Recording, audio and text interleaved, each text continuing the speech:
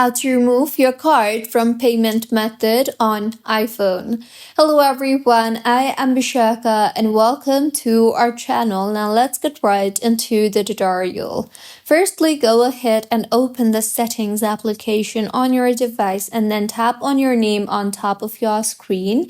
Here you will see the option for payment and shipping. Tap on that and you might need to enter your Face ID or passcode.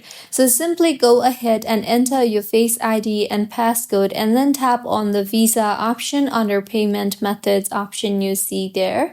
Further, you will be led to your card. So tap on the remove payment method option and then tap on remove, and with this, your payment method on your iPhone will be removed. So this was about how you can remove your payment method on your iPhone. If you find this tutorial helpful, please like the video and do comment if you have any queries. Also, do subscribe to our channel for more helpful tutorials like this. See you on the next one.